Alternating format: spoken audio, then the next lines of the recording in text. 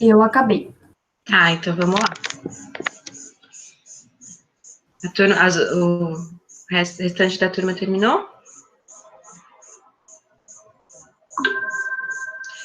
Pessoal, esse vídeo sobre a história dos direitos humanos, eu vou continuar então aqui a aula, vocês podem guardar o link aí com vocês e depois ver com calma, tá?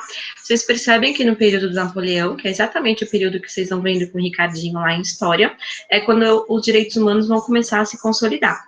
Eu queria ouvir um pouco de vocês, se vocês entenderem qual que é a importância dos direitos humanos, o que vocês acharam desse vídeo aí, que tem a ver um pouco com a matéria que vai vir daqui para frente. E aí, o que vocês acharam? Assim, quando você falou que começaram a se consolidar os direitos humanos na época do Napoleão, o que eu vejo na época do Napoleão é um pouquinho diferente, porque ele ajudava as pessoas para calá-las. Eu comentei isso na aula do Ricardo, que a gente teve antes. Ele literalmente dava o que eles queriam, só que você tem que me apoiar em troca. Ele sempre tem que ter alguma coisa em troca, sabe? E isso, eu não considero isso consolidar os direitos humanos, sabe? Tipo, você vai ter os direitos humanos, mas aí em troca você vai ter que me apoiar e vai me ver destruindo e dominando toda a Europa, todo mundo, entendeu? Então, tipo, muito bom, Carol. E você acha que mudou muita coisa dessa época para os dias de hoje? Como? Você acha que mudou muita coisa da época do Napoleão, com a consolidação dos direitos humanos, né? E depois, na verdade, a construção da própria ONU pós-Segunda Guerra Mundial? Você acha que mudou muito essa troca, né? De Lógico que muita coisa se consolidou, né? A mulher hoje em dia tem muito mais poder do que tinha antigamente. Grupos se formaram LGBTs, assim. Depois do Napoleão veio também a escravidão, então, tipo, e eu nem sabia que ainda tinha escravos hoje em dia. Então, assim, a questão da gente interpretar de vários jeitos, né? Mudou muito? Mudou, né? Mas. Entendeu? Ainda falta muito. Eu não acho que o ser humano precisaria de décadas e décadas. E eu vi até não é um meme, é um post que Deus resolveu renovar o mundo a cada 100 anos. Então, tipo, agora tá com o coronavírus, há 100 anos atrás, não, teve a gripe espanhola. Então, tipo, se for, esse negócio falava que a cada 100 anos tinha um acontecimento que milhares de pessoas morreram. E, tipo, se a gente pensar, é verdade, né? Eu vi isso também, maluco. Carol, mas será que de repente a gente tá entrando em um outro campo aqui, né? Saindo um pouco da filosofia quando a gente fala de Deus, porque Deus é questão de fé e filosofia é razão. Então, quando a gente coloca muito a culpa em cima de um Deus, independente de religião, a gente não tira um pouco a nossa própria culpa, se a gente for pensar como que o ser humano age, tanto em relação ao outro, como em relação à própria natureza? Você entendeu? Será que é realmente...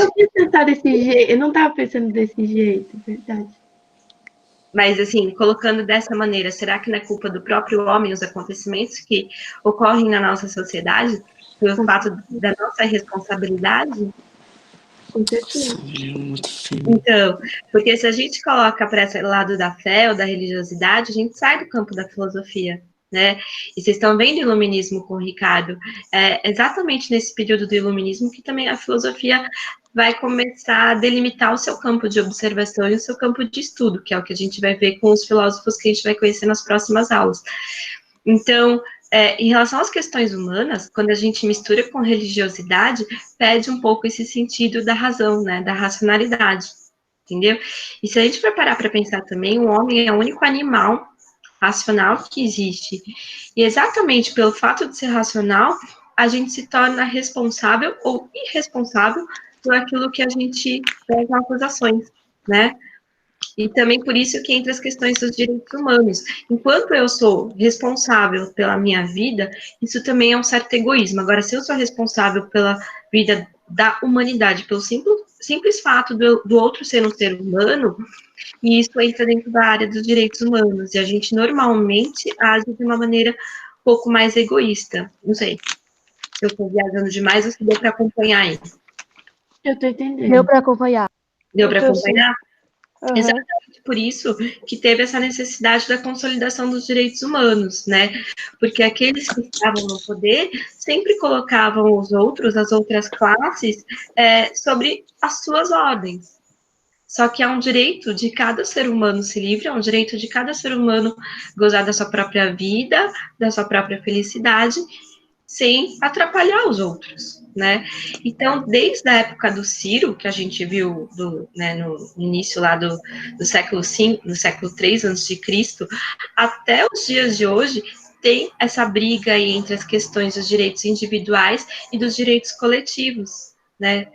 Então, tem essa questão também. O que mais que dá para a gente tirar do vídeo aí da história dos direitos humanos? Vocês pesquisaram algum dos direitos? Que vocês encontraram? Eu te mandei o direito de expressão. Fala, Cadu. Eu te mandei o direito de expressão. Direito de expressão. O que você encontrou e qual que é a relação com os dias de hoje que você consegue fazer em relação à liberdade de expressão? Cadu? Tô aqui. Pode falar o que você encontrou em relação aos direitos da liberdade de expressão e como que a gente pode juntar com as ideias de hoje em dia. Eu não encontrei muita coisa, porque a maioria do site falava a mesma coisa, só que em contextos pequenos. Tá, e qual que é a sua opinião em relação a isso, à liberdade de expressão? Espera um pouco. Tá bom, fala, Júlia, você tá com o microfone aberto. O que você pesquisou, o que você encontrou? Eu pesquisei sobre o direito a padrão de vida que assegure bem-estar. Que legal! Eu pesquisei alguns fatos que ocorrem na atualidade, tipo pessoas que morrem de fome por dia, quantas pessoas estão passando fome por segundo, tipo quantas pessoas moram na rua, quantas pessoas não têm quantas pessoas não têm essas coisas, né? Tipo de segurança, essas coisas, água potável. E você acha que tem como relacionar isso nos dias de hoje? Olha, pensando que tudo isso ocorre nos dias de hoje, sim.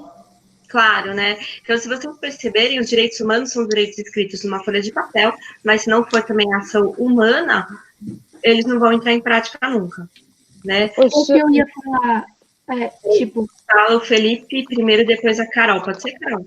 Desculpa. Professora, pensando no que a Júlia falou, eu vi um filme interessante na Netflix, ele é meio pesado, mas não é bom para aventura, mas é bem filosófico, é o Poço. Tá. É muito porque é isso que a Júlia falou lá, que da alimentação, que dá para todo mundo comer, mas se todo mundo tiver um bom senso, né? Se todo mundo, se os mais do topo falarem, não, vamos começar o que a gente precisa para deixar para os outros. Mas não é, eles fazem isso porque por egoísmo puro. E a gente viu isso acontecendo no início do isolamento, né? As pessoas desesperadas indo nos supermercados fazendo compras enormes, como se o mundo fosse acabar, né? E aí as pessoas que não tinham condições, ou elas chegavam lá e não encontravam mais o produto que era necessário para elas, ou com essa demanda, com essa procura enorme de produtos básicos, os preços sobem, é claro, né? Tem a questão da demanda e da questão do valor que vai subir. E aí eles já não tinham mais dinheiro para comprar com aquele valor que estava. Então, tem essa questão do egoísmo como se fosse da própria natureza humana, vocês percebem? Eu vou defender a minha vida, vou garantir a minha vida, e o outro, o problema é dele, né? Só que a gente esquece que a gente faz parte de uma humanidade, de um todo. Okay? Roberta, rapidinho, só falando sobre o negócio que o Felipe falou do posto, eu e também a gente viu um negócio, um cara que tava falando sobre, ele interpretou o poço, e ele falou que esse negócio do poço tem muito a ver com o negócio da sociedade, de, quem tá lá embaixo não consegue, aí quem tá lá em cima não quer nem ligar para os que estão de baixo, e os que caem são os que desistem, tal, aí aquela mulher que entra, ela quer mostrar a teoria, se todo mundo pudesse, porém ninguém cumpre a teoria, entendeu? Sim, boa. Aliás, eu vou indicar para todo mundo aí que tá assistindo a nossa aula, tem no Netflix esse filme, O Poço. Aí é meio pesadinho, né? É muito legal. É meio pesadinho. Qual é o gênero dele? O cara começa a comer a carne do outro. Peraí. E aí a gente pode spoiler. Próxima aula que tem muito a ver com a falei quem? Tá? É verdade. Tio aí, gente. Muito legal. Pessoal. Então, e faz uma crítica total, não só à sociedade, mas na humanidade, dentro da história da humanidade mesmo, mostra como sempre foi, né? A Carol queria falar, e acho que a Duda, né, a Maria Eduarda também está com o microfone aberto. Tá, então vai a Carolzinha, depois a Maria Eduarda. Então, eu ia falar, quando no vídeo fala que quando ele foi escrito no papel, por que não é cumprido? Porque, e aí falou que é uma coisa opcional. Eu não acho que deveria ser opcional, sabe? Apesar de cada país ter a sua religião, como a gente tá, só que eu não quero muito misturar isso, cada país tem as suas regras. Por exemplo, acho que no Irã, no Islã, não sei, proibido os grupos LGBTs e tal, não sei essa notícia. E aí, tipo, eu fiquei, por que se você tem direito, e esse direito tem a ver para o mundo todo, se você tem direito de liberdade de expressão e tem direito de ser você, né? Porque... Sim. Carol, quando a gente faz a simulação da ONU, que é um trabalho que a gente faz no ensino médio do ângulo inteiro, encontra todas as unidades, é muito bacana, a gente começa a perceber que a ONU é quem garante que os direitos humanos sejam consolidados aí nos países, né? Só que ela não tem esse papel de você multar um país pelo fato dos direitos humanos não estarem sendo cumpridos. Qual que é a melhor maneira dela obrigar os países, de certa maneira, fazer com que eles cumpram os direitos humanos? Através da economia, né? Então, quando um país viola algum tipo de direito humano, o único jeito que ela tem de penalizar aquele país é cortando relações comerciais com outros países. Tá? Então, vou dar um exemplo. Alguns países da Europa não compram produtos da China ou de algumas empresas, fábricas chinesas, porque eles sabem que usam mão de obra escrava, né? Então, cortando as relações comerciais, eles conseguem penalizar a China pelo fato de usarem a mão de obra escrava, tá? Mas o que assim, você percebe é que eles não penalizam porque eles estão maltratando ou indo contra os direitos humanos, eles penalizam a partir da economia, né? É mexendo na economia de um país que ele consegue penalizar um lado que é do ser humano, tá? Então, e aí o país muda? Tipo, Oi?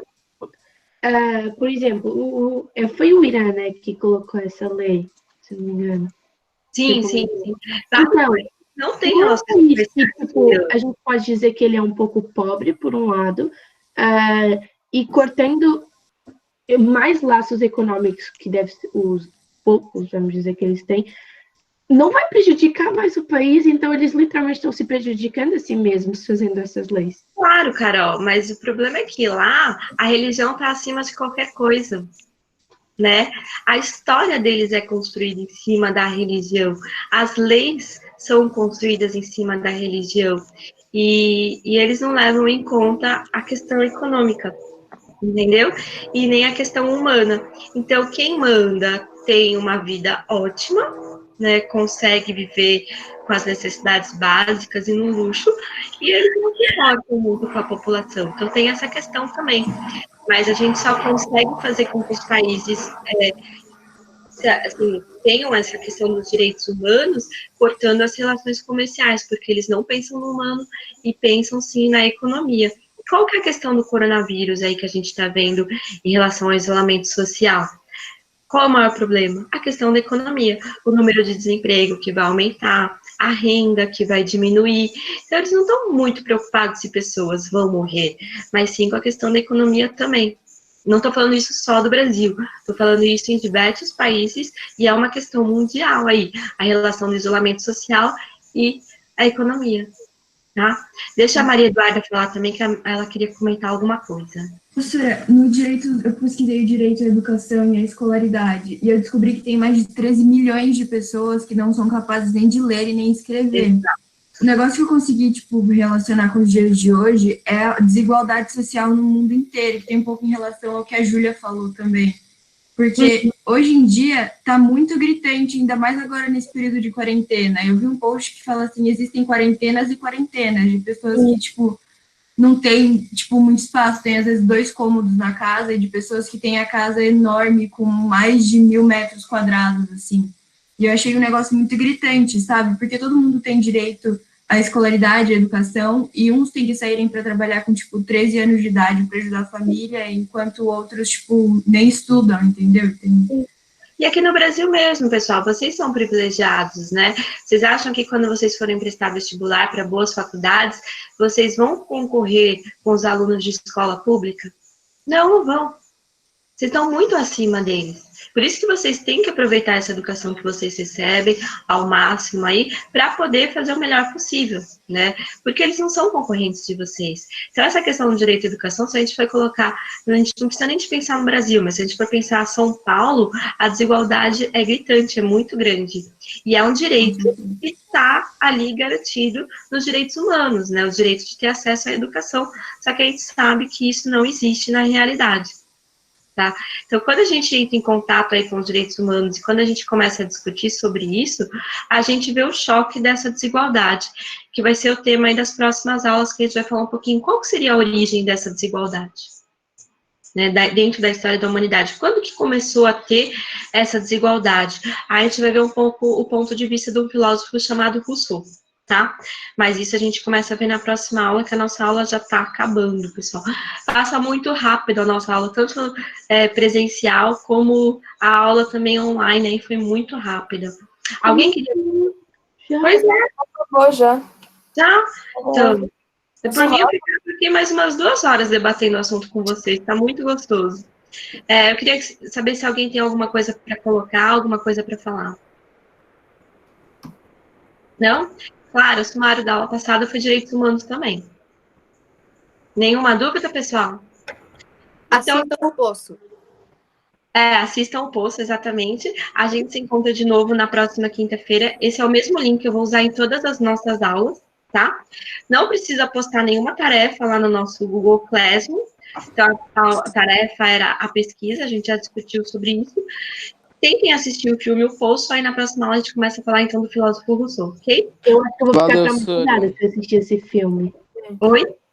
Eu acho que eu vou ficar traumatizada se eu assistir esse filme. Vai, Mas, tipo assim, o problema desse filme é que o filme é bom, ele é legal. Mas Eu não é entendi muito nada pesado. no final. Eu não entendi Só nada. que o final é horrível. Horrível. Não, sério, eu acho que eu não entendi. Aí, É horrível. Depois que não entende. Quê?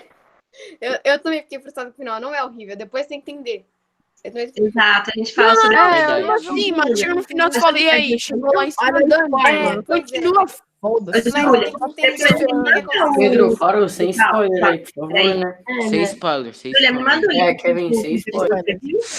Do vídeo da Falou, galera. Comentário do filme Tchau. Poço. Tchau, Sora. Tchau, ele Sora. interpretando. Tchau, Vou ver se Sora. eu acho, te mando Aula. Tchau, Tá Sora. bom, Tchau, querida. Sura, senão eu vou pegar spoiler que eu não quero. Ah, tem que assistir. Tchau, Sora. Eu vou